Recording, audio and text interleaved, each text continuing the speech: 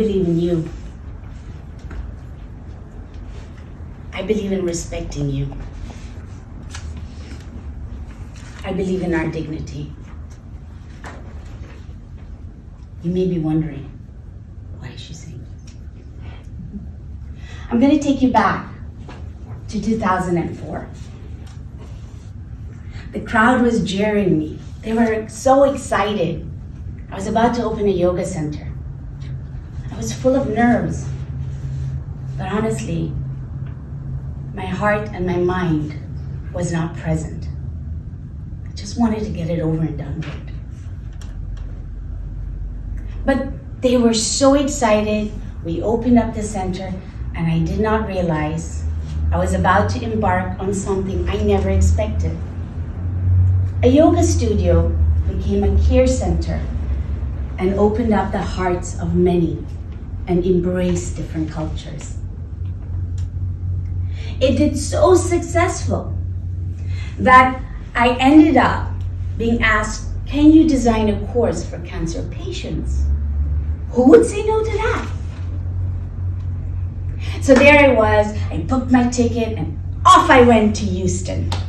It was phenomenal. I was excited. Another milestone.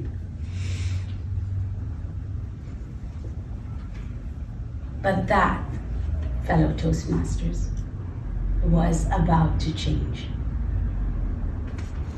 I was heading back to Curacao, and I bumped into a family friend. And I'm so excited, I wanted to share it. And so we got talking. He asked about my parents, he asked about my family, but he never asked me about my job. And before we were boarding, he asked me, he said, well, Kirti, when are you going to stop this hobby of yours? Haven't you put your parents through enough? Haven't they endured enough in life? Shouldn't you be thinking about more important things, marriage and children? Did I disappoint them?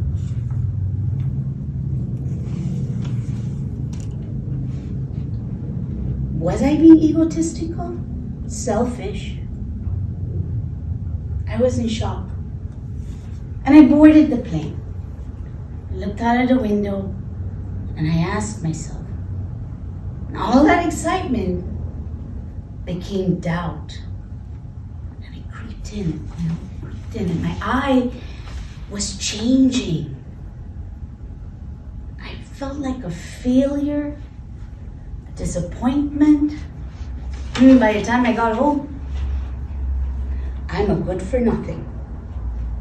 And I lived with that narrative for a few months. And so what I did was, I just closed the center and I ran away. Well, I was more luxurious. I traveled away for 7 years. What I hadn't said so far was, the reason I was full of nerves was because that day, when opening the center, my father was sitting in Miami about to go through an operation, and it was life or death. And our conversation was about blessings and reminding him to breathe and relax. We're going to get through this. My dream to open that center was because of him, but I was torn.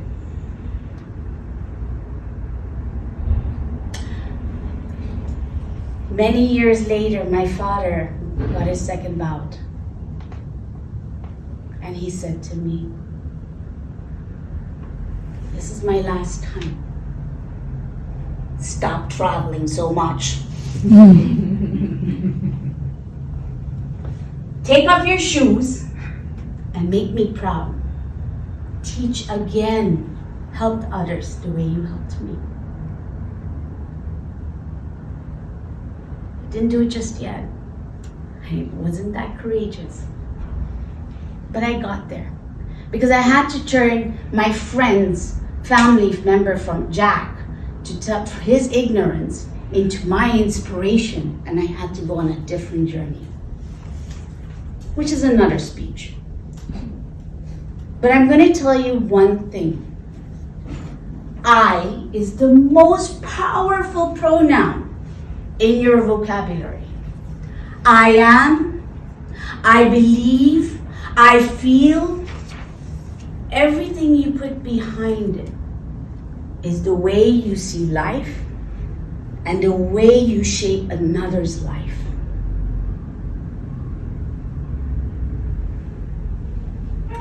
They say sticks and stones may break my bones, but words can scar a soul. But it doesn't need to be that way.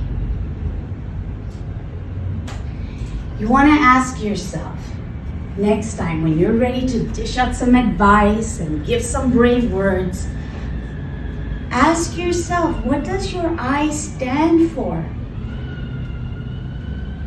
And how will my I shape the other I?